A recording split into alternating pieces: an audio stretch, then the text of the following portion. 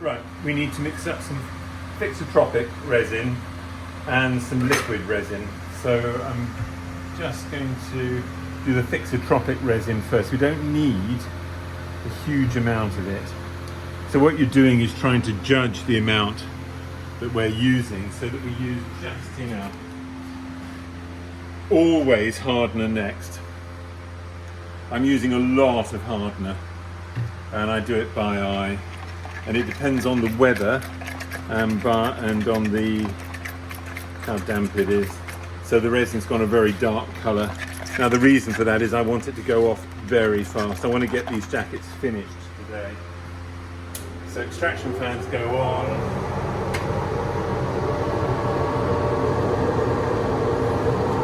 I really wouldn't recommend doing this at home. The smell is overwhelming. So what I'm doing is I'm mixing my own Thixotropic paste so I can control it. I don't buy it as a Thixotropic. I just buy one resin, and then I can control it a bit like a plasterer controls plaster to put on the wall. It has to be the right consistency for the job. So I make up a custard first, like that, with marble dust, and then I use Cavasil powder, and you really do need an extractor for this. Don't breathe this in. So I put this underneath a strong extractor, and it takes away all the dust that floats in the atmosphere.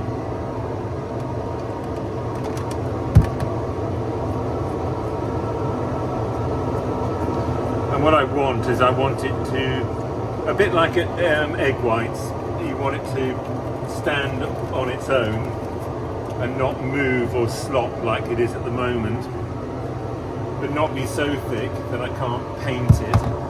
I want to be able to paint it on very quickly and easily. Nearly there.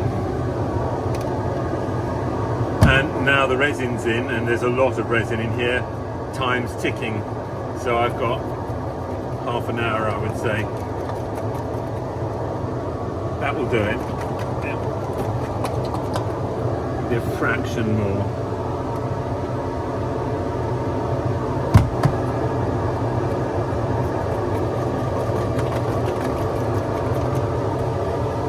And I'm going to put in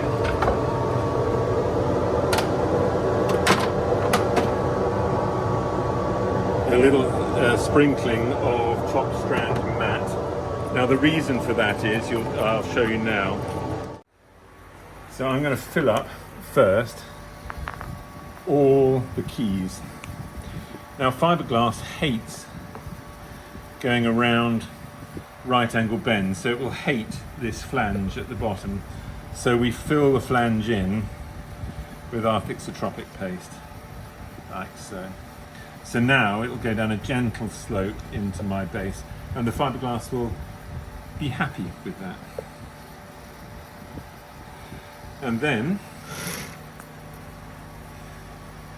we fill up every one of these. Now the fibre chop strand mat now makes these incredibly strong, these keys,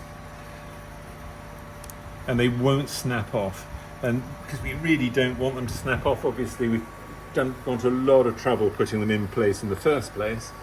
And they're an integral part of the mould, a very important part of the mould. Remember, they hold the rubber into your fiberglass jacket. So that little bit of chop strand, you don't need to put much in, just makes them super strong and a really integral part of the fiberglassing when we come to put it on. So I've only got these keys here to put on.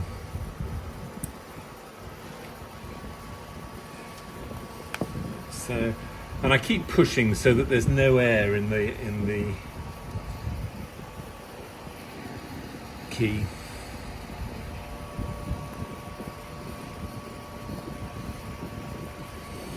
That's it. And then we just paint it on. And I want, although we're painting it on fast, we don't want too much on, and we want it to cover the surface well. Any bits that are left as just rubber tend to form air bubbles. It's not that important, but again, it's all about making your mould as neat and tidy and functional as possible. The filler acts as an inhibitor, so that huge amount of hardener that I've put in will be inhibited by the fillers that I've used to make up the paste that I wanted. And the idea is, if I've got this right, is that I better cover all my jackets and have a virtually clean pot at the end of it. See how we do today. Sometimes you get it right, sometimes you don't. Notice I didn't put any release agent on the rubber.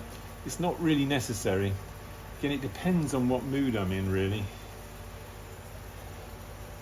If I'm feeling a bit OCD, I'll put some release agent on. So I want it fairly even. It does look like I'm chucking it on, but I'm trying to keep it as even as possible. I don't want big, thick patches. And then here in we go. Now you haven't got many chances to go over your clay walls because the APW wax is so effective that it will release itself and pull away, and we don't want that to happen. So I'd say you've got 2 to 3 brushes across the top before you activate the APW, and it will fall off your clay walls, and we don't want that to happen.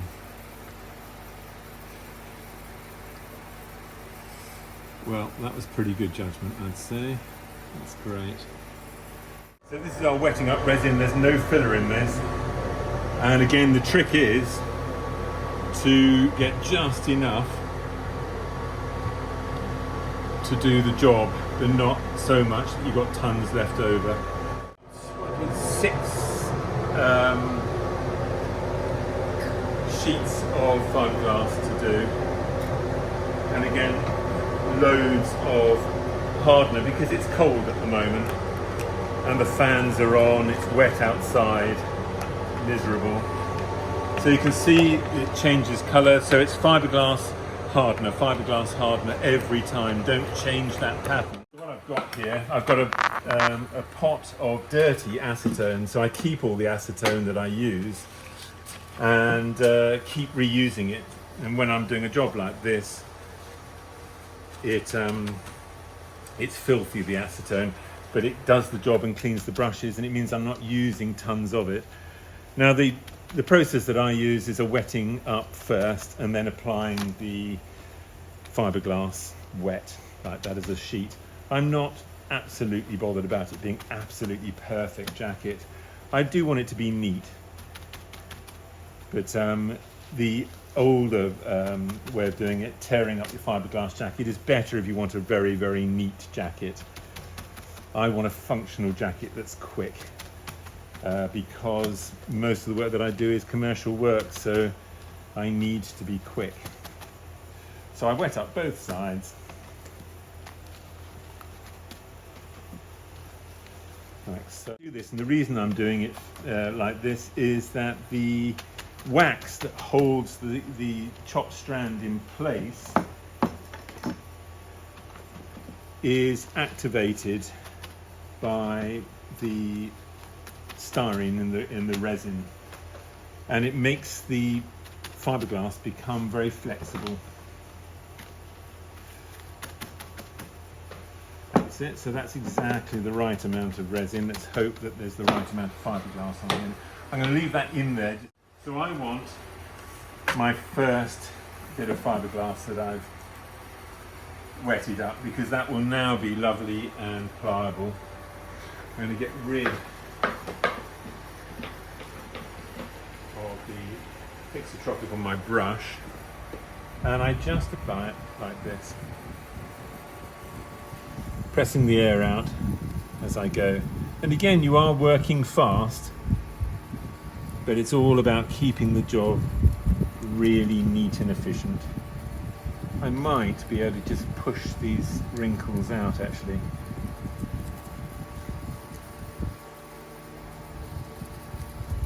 There we go. If you can't push them out, you snip them like you're a tailor, so they get cut and manipulate it into shape. I've just missed this bit here, so I'm not touching that. And I want to get the air out as I go, so I'm just rolling in one direction like that.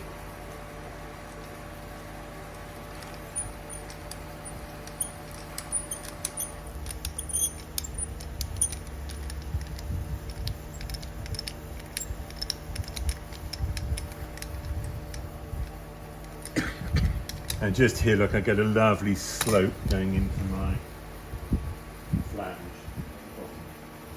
So I'm working from the bottom upwards like so, and I want to go round the corner so that I don't, so the fiberglass sticks nicely, like that.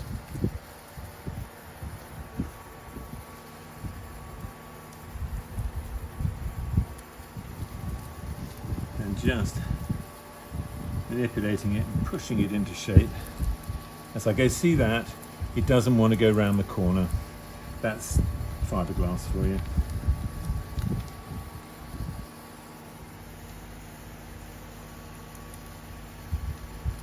So I'm pushing the air out as I go, and I'm going to carry on with that now because my wife Diane, who's doing the filming, can't stand the smell of the resin, so she's off now, and I'll show you what it looks like at the end.